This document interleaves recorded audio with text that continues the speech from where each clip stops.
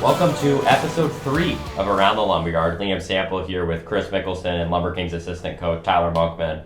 Chris, how you doing today? We're doing good. Another good homestand that we just had back from the road.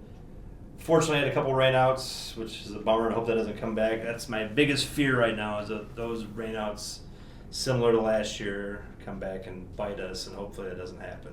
Coach, how are you doing today? Good. Echo what Chris said, too many rainouts. Nice to have days off, but too many days off when you have a deep lineup and you have guys that need work sometimes can get you cold. I definitely took for granted the first 3 weeks I was here where it was sunny and 85 every single day, and now the last 2 weeks have been nonstop rain. So I guess I'm getting the full both degrees of the Midwest. But back to the LumberKings. Currently sitting 13-8 atop the Northwest Division with a couple of games to go, and that depends on how many games everyone plays this week. But right now with 4 games, I believe, left to go in the first half, so another 4-game road trip coming up for you guys. Coach, what have you guys talked about going into this road trip? More of the same, control the controllables, and we can't really control the fact that we got rained out, but if we take care of business, hopefully that doesn't even come into a factor. And then a very successful homestand, like Chris mentioned. I think, 3 wins, 1 loss in the 4 games you guys played. So, Chris, you were here every day. Take us through the homestand.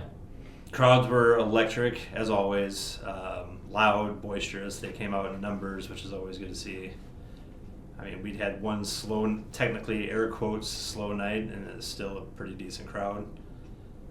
So, I just like seeing this place full, because when it's full, it gets real loud, and the players can feel that. The energy is there. From everyone I've talked to, all the players I've talked to, they love the energy at this ballpark.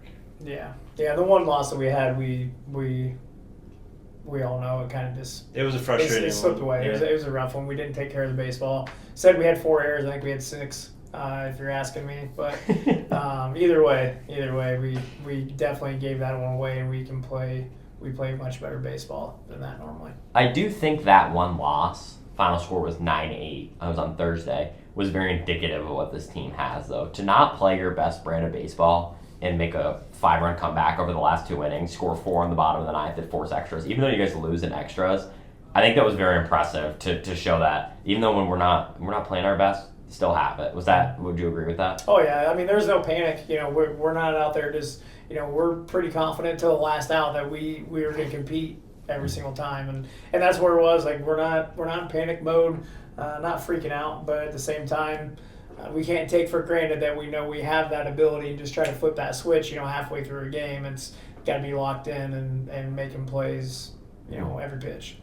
So, Chris, we talked last time about how, we got back from that long road trip and you were excited to see the team at home. I think now the team's on a stretch of 7 wins in the last 8 games, I think is what it is. So, seeing sort of the brand of Clinton baseball this last week, how exciting has that been? They don't panic. They don't quit. That showed in that game on Thursday. We're down 8-3 going into the 8th. Score 1 in the 8th, and then down 8-4. And it was just like, all right, we're not out of this yet. It's one of those, just relax, calm down. Every batter has to do their job, and they did. They all got on base. So it was nice to see. Just get on base, cause the chaos on the base path. That's what this team does best. I thought that another game that I really liked was that win against Springfield on Tuesday. I think you guys were down by 10-9 going into the 7th inning and fought back, took an 11-10 lead, and then won, I think, 18-10. That was another game where similar, no quit, and Toft had a big go-ahead hit in that game. What did you see in that? What did you see in that game, Coach? Yeah, same thing. Guys are going to stick to the process. We're not going to waste at bats. We're not going to take at bats for granted. I think that's just what good players do. And at the end of the day, with all of our guys being here to improve, we're not trying to let the score dictate our approach. Right? We're not trying to give anything away, and we're trying to take quality ABs no matter what the score is or the situation. Saw that too with the Burlington game on Saturday. Jumped out to another first inning lead. We've been seeing that a lot lately. Got off to a quick start, but then Burlington comes out, scores 1 or 2 runs in the top half. We answer right back and get those runs right back. That has to be a mindset in the locker room, I assume. Yeah. And knock on wood, I don't want to. I think you told me, Liam, that we have not lost when scoring first. I don't think so, no. And I'm not sure if that was the one that we gave away, though. Did we score first that game? Against No, I think O'Fallon scored first. So, yeah, I think that stat's still correct. Yeah, you said that a couple. I don't know when that was, but I'm like, is that still the case? But I have to go and look. Usually when we score first, it's hard to catch up. We're usually pretty much we score, we're going to continue to score. I think in that game against Burlington that Chris was talking about, you guys scored in 4 straight innings, and like I think 5 of the 8 innings or 6 of the 8 innings you guys scored a run. I mean, that's it's hard to do. It really is. I think the big thing, and we try to remind the guys we're playing for one run. Play for one run. That usually sets the tone because then the guy that's leading off, no matter what type of hitter he is, it could be an Aubrey or Sobey or middle of the lineup from. We're going to try to draw an on base of whatever that is. We're going to take whatever's given. We're going to be a leadoff hitter, and we're going to start on base with a leadoff guy. And when we're playing for that one run, it takes a lot of pressure off of him. We're not trying to do too much. And 1 run per inning, you're going to be averaging 9 runs a game. You should win. That's a recipe for success. You should win. Yeah. Right? So, Chris, I know you talked to Ben Toft, who we were just talking about. So we'll send it over to that interview that you had with Ben. All right, standing out here with Ben Toft after another victory here at home. Ben, you're red hot. The team's red hot. How does it feel to be back in front of the home team and scoring a whole bunch of runs? It feels amazing. I mean, doing it in front of all the fans, especially at home. We always have great crowds, great fans, and just getting to do it with all these boys is awesome. It's amazing. Couldn't ask for more. Sure. I mean, that's just, you've been here, we're about a third of the way through the season when this drops. So how does it feel to, you've been here all season, to see these loyal fans and playing for, I'm sure you've had good experiences. Yeah, no, it's great. It gives kind of some motivation to the team, just, perform.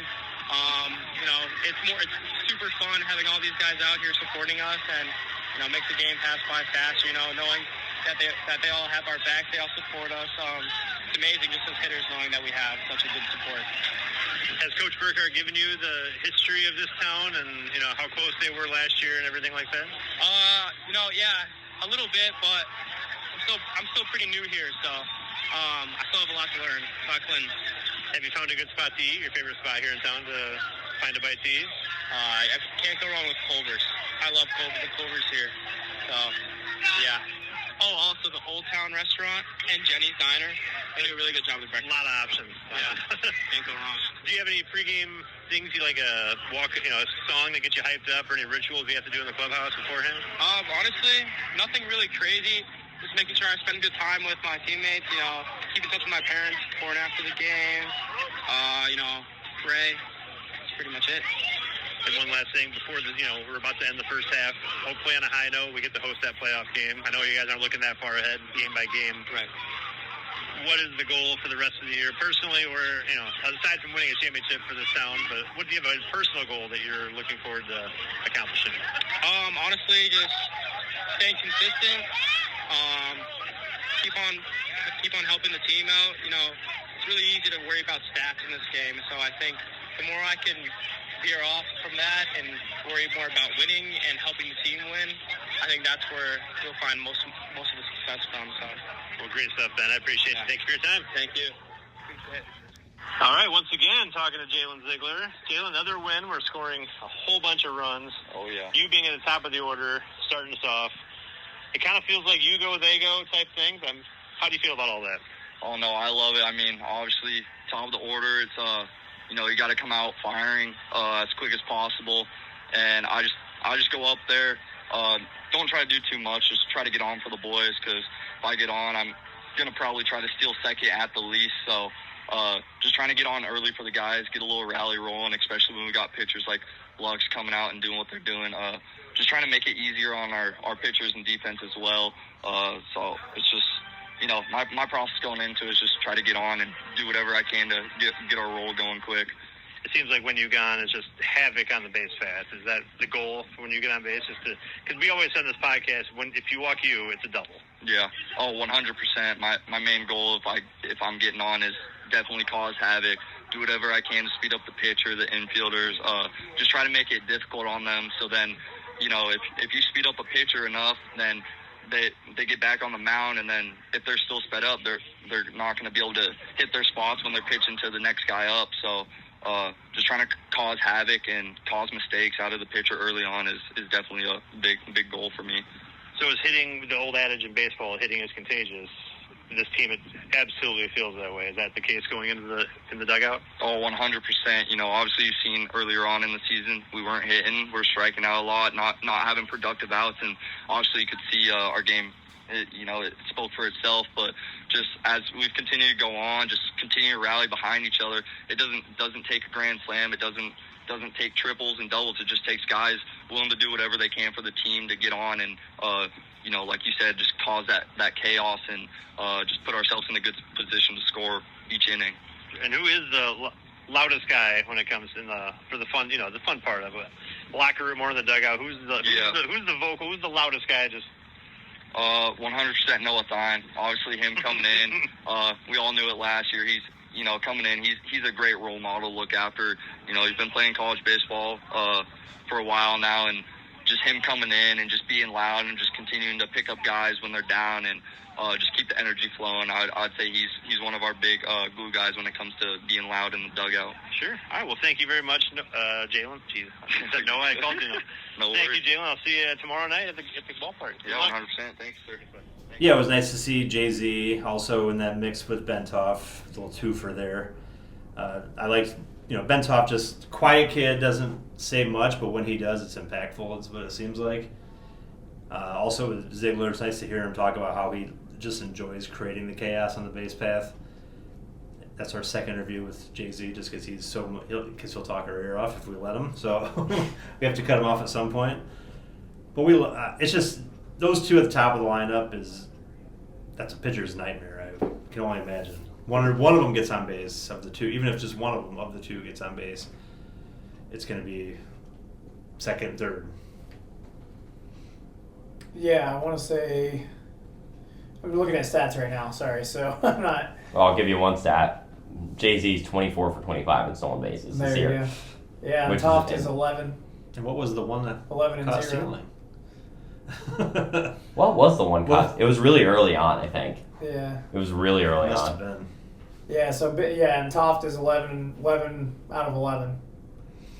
Toft just got hitter of the week on the LumberKings social media and the LumberKings website. Toft has been hitter of the week the past 2 weeks. He's insane. I mean, he had a 6 RBI game on Tuesday, had 8 RBIs last week in 3 games. Yeah, he's got a simple, repeatable swing that's going to keep him consistent once things start clicking. So, and he's able to do multiple things. He's able to do it with swinging. He's able to do it situationally with runners on. He's able to bunt. He's able to draw walks. He can put it in the gap. So he's a powerful tool to have for us. And just a freshman, which is Red shirt too. very nice to see. He's got a lot of ball ahead of him. It's going to be fun to watch. Yeah, I mean, it's crazy that you could argue 2 of the biggest contributors for the team, Toft, since he got here, and then Aubrey, who's got 27 RBIs, are both freshmen at their respective schools, and both their respective schools are very good ones, Southeastern Community College and University of Iowa, obviously. So those guys just have torrid collegiate careers ahead of them. I can't even imagine what they're both going to do next year. Yeah, it's going to be fun to see where baseball takes Aubrey. Mm-hmm. I think he's going to pretty much have a choice to where he wants to go to play some high-end baseball. He's going to receive a lot of letters in the mail, I think, is what's going to... And he deserves it. He's a hard worker, he's quiet, he's focused, and he's just an ultimate competitor. He puts his face in everything. It's great. I think we've talked about it before, but It's awesome. He might lead us in RBIs. I'm pretty sure he leads us with hit by pitches, and he doesn't care how he does it. He's addicted to getting hit by pitches, I think. He just wants to get it. Yeah, just get on base. Get on base. But Yeah, I mean, he's there to do damage too. Aubrey's got 12 through 18 games. Studman's got 9 hit by pitches through 8 games. And wild. Cole Landclose has 7 hit by pitches through 13 games. So I think the LumberKings lead the prospect league in hit by pitches. And if I did my math correctly, that's 28 hit by pitches from those 3 guys. That's a free base. I mean, you Every time. can't give this team free bases. Not with speed. Now with the speed and just the offenses. Again, we talked about it the first 2 weeks. This offense is made for that reason, just to cause chaos and score runs. Yeah. And I think that's also why we draw so many walks, is that we have guys that are on the plate that puts the pressure on the pitchers, and the focus tends to go, hey, I can't hit them. And what ends up happening, they either hit them or they walk them. Yeah. And then we're putting pressure on the bases too. Well, yeah, I mean, you work in this league, you have a lot of arms who potentially redshirted or didn't get a ton of time. So, I mean, you're going against hitters who are good at working 3-2 counts, and they have to either go in, and it's hard. It really is hard, especially against guys who are towards the inside of the batter's box. And I think Aubrey, Studman, and Landclose have a very repeatable formula, like you said, that it's hard to maybe locate those spots when they're so close to the strike zone, and that's what they do excellently. Aubrey's another guy you talked to, Chris, so we'll run that conversation with Gavin right now. All right, I'm here with Gavin Aubrey. Gavin, another good win against Burlington here on a beautiful Saturday night here in Clinton, Iowa. You've been off to a very hot start. The bats are alive, scoring a lot of runs. Is hitting actually contagious with this team? I think so, yes. I feel like at the beginning of the season, obviously we struggled. We lost 3 straight, but then once everything started to click, we got rolling. I feel like it was also kind of a mindset thing, too. People didn't know where they were as hitters and stuff, so I feel like everything's kind of coming together and clicking. So, what has been your go-to, just to keep you going? Because you've had a very hot start to the year. OPS is well over 1,000. The average is well into the 380s. So what's your key to success so far this year? I just think that understanding that the pitcher's trying to get you out every single pitch and doing your best job and not let that happen, and just going up there and trying to win at every single pitch and just doing your job at the end of the day, whether there's runners in scoring position or you're leading off an inning. You just got to be you and take your at-bat at the end of the day is what I think. Do you have any personal goals the rest of the year aside from the team goal, the ultimate team goal for this is winning a championship for this town who has been craving one for a long time? Yeah. Do you have any personal goals for Gavin Aubrey? I think one big thing for me is just showing up and trying to be the same person every day, trying to be a high-energy guy and trying to help people get better each and every day, and obviously help my team win better every day. So that's the most important thing to me is just winning and trying to help everyone get better and just pull through with ball games at the end of the day. Do you have a locker room leader, anybody that's, the loudest that's in the locker room, that's, the high-energy guy, keeping a loose guy? I mean, I feel like we all just kind of keep it loose. Everything's pretty loose in the locker room. I feel like we all kind of just gel together as one. Just kind of roll with what we have. So. Awesome. Well, thank you very much for your time, and good luck the rest of the way. We're hoping to see you early August games here. Yeah, sounds good. Thank you. Man. Appreciate it. So yeah, Tyler, you've talked private and publicly about how your love for Gavin Aubrey, how much fun. He's just easy to coach. I can only imagine.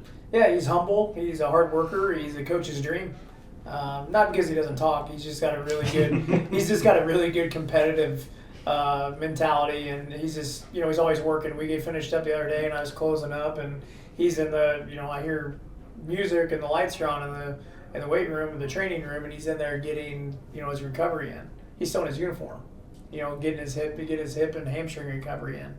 So he's just that guy all the time. So let's transition over to the pitching, I feel like is really evened out in terms of the consistency that we're starting to see, and there's some great bullpen arms on this team that have been a lot of fun to watch. Tice and McCullough are sort of the 1A, 1B, or both 1A arguably relievers for this team. But how about Keegan Luxem against Normal with that 7-inning start, goes 7 shutout innings, and I think the first complete game for the LumberKings since 2022, I believe. So just a ridiculous start for Luxem. When did you know, this was last Wednesday, when did you know that it was going to be a really good start? Through the first inning. When he was repeatable, like when he's able to repeat his mechanics and his delivery and as a release point, and everything's coming out of the same window with the low 90s fastball and the high spin rate on the curveball, and it's just coming out of the same window, and he's landing it consistently for strikes. His stuff is electric. So we knew from then it was when it's repeatable, it's going to be tough to hit. Chris, were you in the same camp? Mm-hmm. Liam, you have the bird's eye view. Tyler, you're field level, and I'm just as a fan watching. And we all can see the same thing of just how electric his stuff can be. And what I enjoyed seeing, he goes 7 innings, complete game because we 10-runned him. What's he do after the game's over? Is he starts running polls? Just because why not? You have to, right? It's the next start. Yeah. So get the recovery in, get the body, get everything out, flush it. Yeah, I think, Chris, you told me a good story of how you were down there and you went up to his parents and he's like, 1 second, I need to go run polls after throwing 7 shutout innings, giving up 3 total base runners. Like, hard to. I mean, you hard don't have to teach punish them. yourself, man. You did great. You did your job. No, it's just, but that's, I mean, that might be an old school thing where people were trying to get away from, but really it flushes the body, flushes the brain, and it's good. It actually speeds up that recovery for your next day prep, much faster if you're disciplined and able to do it that night. So. Yeah, and I mean the thing I really enjoy about this pitching staff is a good mix of veterans and younger guys, and one of those veterans is Luke Curley. So I know Curley is a good guy to have in the clubhouse, Monk, and I think you've told me a lot about that sentiment this year. Yeah, he's awesome. He breathes positivity, and it goes throughout everybody. He's positive. He's loud. In a good way. He's always cheering, and that consistent attitude shows on the mound too. Everything he does is pretty consistent as far as if your attitude, focus, and effort are good. A lot of times you're going to perform well, and that's exactly what he brings to us. Yeah, it probably doesn't go unnoticed. I mean, starting pitchers sometimes, which I can see where it can be. You're not starting that day, complacency can set in. But the fact that he's always on the top step, just cheering on his teammates, is a testament to him. Yeah, the only time he's probably quiet is when he's pitching, because he's just locked in between innings. But when he's in the dugout, he's a teammate no matter what all the time, and it's great. 18 innings pitched, 18 and a third innings pitched. He's given up 19 hits to just 7 runs. Like, that to me shows very good with controlling what he does with runners on base, and you want guys like that who can just figure out ways to get outs when there's traffic, and he seems to do just that. Chris, he's another one that you were able to talk to this week. Yep. He'll say it that he's a soft contact guy, so I'm guessing out of those 19 hits, bloops and flares and maybe infield singles, he said he's not a big high strikeout guy. Let's let him tell us what he's all about. All right, I'm here with Saturday's starting pitcher, Luke Curley. You had a big fan base out here tonight. Yeah, it's the first time I could get a lot of family out to the ballpark for a Saturday game, so that was a lot of fun to hear them in the crowd and be able to put a decent little performance up for them. They were loud? They were loud, yes. I could hear the little ones especially. They were excited for the game today. This team is hot right now. They're scoring a lot of runs. How does it feel as a pitcher knowing that you're going to get crooked numbers from the offense? Oh, yeah, that takes huge pressure off my shoulders. I mean, I just got to go out there and basically fill it up. I mean, if we limit free bases, we limit those easy runs, and when we do that, our team is really, really good. How does it feel to know this team is on the trajectory to hopefully have a playoff game here in Clinton? You know that you've been here last year. You know this town is ready to – they can be loud. The stadium can be rocking. What would you like for a championship here in Clinton, Iowa? I mean, that's the ultimate goal here. So our first step is to win the first half so we can get that home playoff game, because we know these fans love to watch some good baseball, and so we want to go out here every night and put on some good baseball for everybody. And so being able to have a home playoff game, I mean, last year was absolutely electric. This stadium was rocking, so we want that exact same experience again, and obviously we want to take that next step and make it to the championship as well, but it all starts with winning each day. Yeah, so they say hitting is contagious. Pitching, is that the same thing?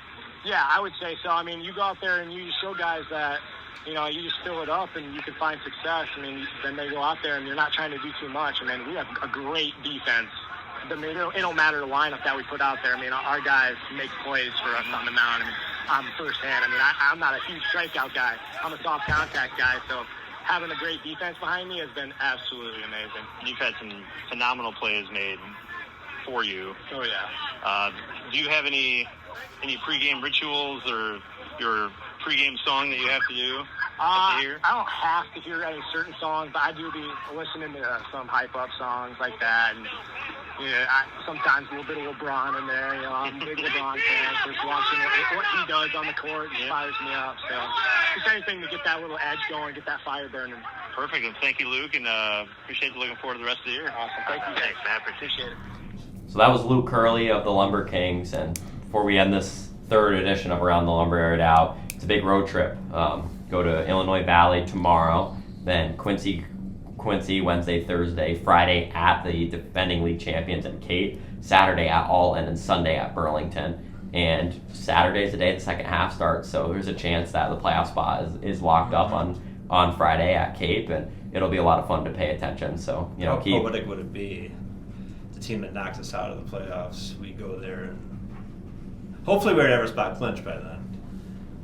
But I don't know what sets. I don't know how all that's going to play out. I know no one knows. very It's it's very hard to predict because Quincy, normal, and then Everybody's pretty close. very close. We're all within what, a game and a half. About that, within percentage points of each other, and it ends up coming down to, I think, who's in first or percentage points is usually comes down to that win percentage. So it just really is going to. And with all the rainouts that have happened this last week, it's going to make it very dicey. But those 2 games in Quincy are going to be absolutely massive. Quincy at home, proven this year to be a problem. So it's going to be a challenge. Only 1 loss this year at home. Well, I mean, if anybody can do it, we can. Yep. We just got to make Deep sure. lineup. Yeah, I mean, pitching and defense, that's going to win the tough games, right? So we just need to make sure we take care of the ball and we work our approach on the mound as far as getting ahead, right, early and often, and take care of the baseball, and we're fine. The other thing is, if you're in the Clinton area, the Chicago Snowballs are coming to Nelson Corp Field Friday and Saturday. So that should be a lot of fun. Tickets you can get them through the LumberKings website, through the Snowballs website. So if you're looking for something fun to do this weekend, it should be a really fun show. And I know there's a lot of good buzz associated with it. Chris, are you going to be here? Yeah. Awesome. Yep, I'll be around. I'm not sure what my role will be, if I'm going to be here just as a fan or if I'm going to be running around like a great person. But come on out, come see us. It's a lot of fun. I can only imagine. I've never seen the Snowballs. I've only seen videos. But it's just going to look like a good time. Family friendly. Bring your kids and come have some fun watching some fun baseball. But also follow the LumberKings too on PLN and listen to you, Liam, call some games. Yeah, WCCI. Cheap plug. Yeah, I appreciate that. WCCI. No shame. No shame at all. We used to have the pregame interview with Monkman on the radio, but since the loss, we've had to go back to Coach Burkhardt, so you'll be hearing a lot of Coach Burkhardt. I wasn't promoting that anyway. That was all you guys. Like, he was trying to push it off on me. I'm like, no, you're the guy, man. Cool. Well, thank you for listening to episode 3, season 2 of Around the LumberYard. We'll be back next week, and it'll be a lot of games at home next week, so it should be a lot of fun coming back next week. So for Coach Monkman and Chris Mickelson, I'm Liam Sample saying thanks for tuning in.